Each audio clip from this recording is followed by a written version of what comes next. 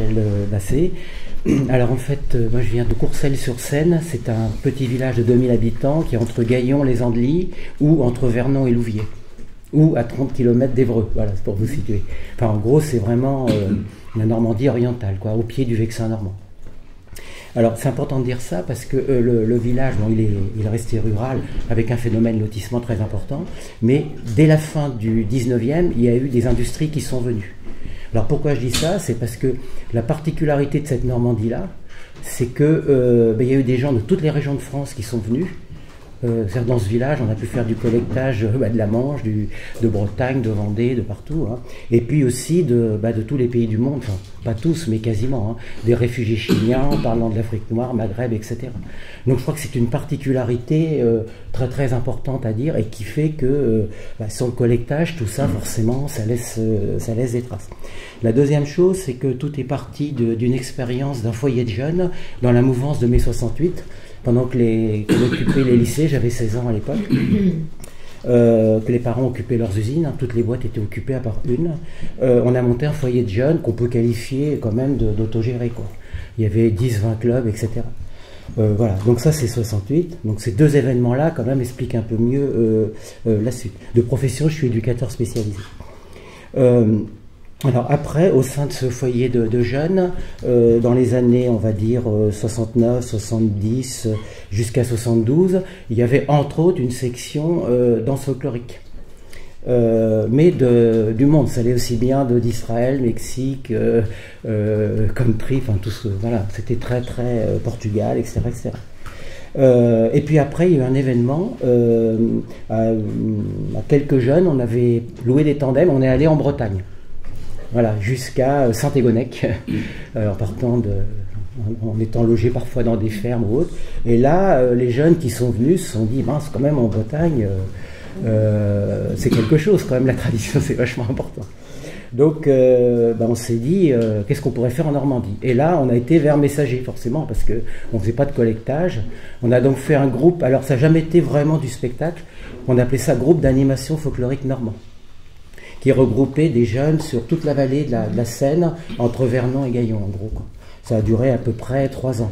On avait reconstitué des habits paysans avec, à partir d'habits retrouvés sur le Vexin normand. Et dans la Manche. Et dans la Manche, oui, aussi, notamment elle a cette superbe coiffe, quoi. Et une ancienne qui est hélas décédée depuis avait reconstitué et les coiffes de la région d'Évreux, enfin tout ce qui allait bien. Et ce groupe a fait sur des fêtes foraines, dans les quartiers HLM d'Évreux, mais aussi en milieu rural, des animations pendant 3 ans. En gros, l'idée c'était il y avait quelques danses qui étaient montrées et rapidement on dansait avec les gens, quoi. Voilà.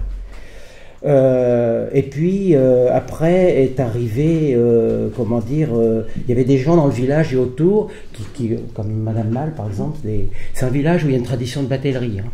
Et comment dire, ces anciens bateliers, qui ont aujourd'hui 120 ans hein, au moins, chantaient des chansons, alors qu'on ne peut pas qualifier au sens scientifique de traditionnel.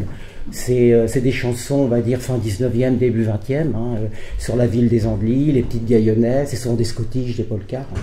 Mais ces gens-là chantaient, et puis on s'est dit quand même, il y aurait peut-être quelque chose à faire. Dans la même période, avec Laura et puis les quelques-uns qu'on était, on a rencontré Michel Colleux, entre autres. Et puis très vite, on a parlé collectage, et de là, a commencé dans l'Eure, et puis Laurent en parlera beaucoup plus que moi dans la région de Coutances, du collectage relativement intensif, quoi, voilà. Et puis parallèlement aussi le côté folk, puisqu'on était passé par les annonces Agitprop de Libé pour faire le premier bal folk de la vallée de Seine, qu'on n'appelait pas bal folk, c'était une grande guinche. Et tout de suite, il y avait eu, 150 à 200 personnes, avec des groupes qui venaient de Paris, dont Camille et je ne sais plus trop qui étaient les Bretons de Paris, qui après ont formé T-Jazz d'ailleurs en Bretagne. Des groupes, le Nuage à roulettes, enfin plein de tout ce qu'on pouvait trouver sur la rubrique Agitprop de Libé, mais aussi des gens locaux qui jouaient du banjo, qui de la guitare, pas encore du diato, et puis voilà, c'était parti comme ça.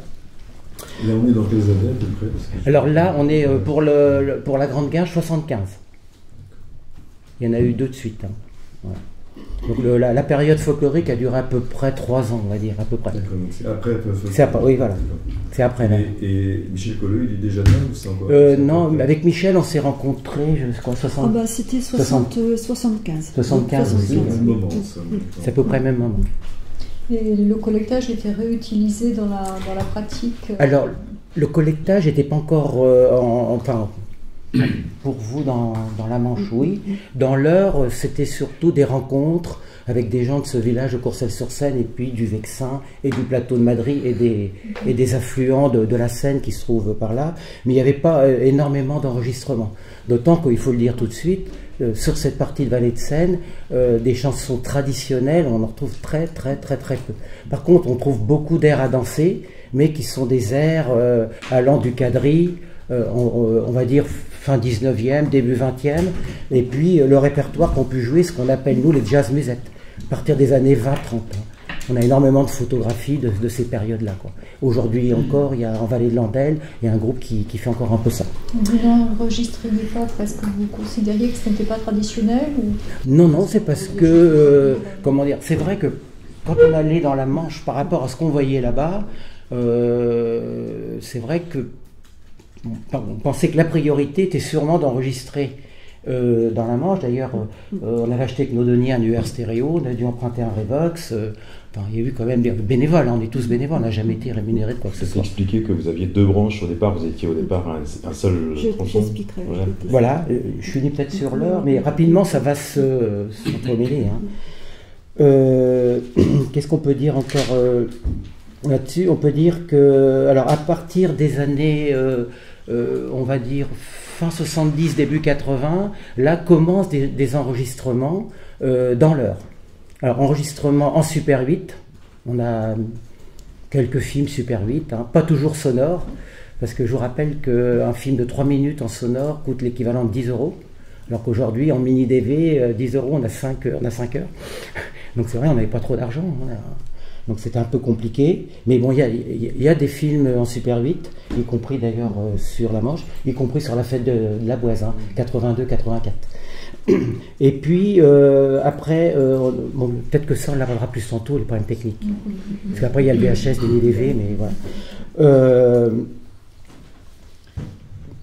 Comment dire après alors oui, toujours dans ces années-là, parallèlement, se fait toujours à Courcelles-sur-Seine, à la mairie met à disposition la salle, et il y a des ateliers très réguliers de danse. Alors, qui animés par des Bretonnes. Il faut savoir qu'à Vernon, il y avait une école d'infirmières qui, comment dire, ont appris dans notre région les danses bretonnes. Il y avait des Vendéennes, des Vendéens, il y avait des Occitans, enfin bon, voilà quoi. Et il commençait à y avoir des danses de la Manche aussi. Mais l'atelier, en fait, était, on va dire, interrégional, voire presque international, quoi. Donc voilà. Voilà, c'est à peu près tout ce qu'on peut dire. À partir quand même de 85, les enregistrements se font toujours. Il y a quand même pas mal de bandes et de cassettes. Alors les cassettes, on le verra aussi tantôt, on a quand même enregistré sur du chrome, du CRO2. Donc dans l'heure ça tient, bon, c'est moins vrai pour la Basse-Normandie. Et puis à partir de ces années-là, on a fait des échanges. C'est-à-dire qu'il y a eu 2 quarts d'affrétés, entre guillemets, du Vexin normand pour aller sur Vichien, qui est un tout petit... dit Toutouville d'ailleurs, dans la Manche, c'est à côté de Coutances. Ah non, c'est où? Saint-Hilaire. Oui. Bon, ma géographie normande est très mauvaise. Donc 2 fois, les gens de Haute-Normandie sont venus faire une rencontre à Vichien.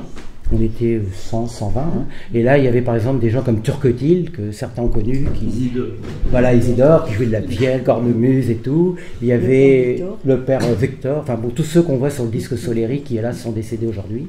Et puis des musiciens de l'heure, quoi, aussi. C'était surtout des joueurs d'accordéon chromatique, diatonique. Essentiellement, oui, essentiellement. Et après, il y a eu, une fois seulement, les gens de Vichien sont venus à Courcelles-sur-Seine.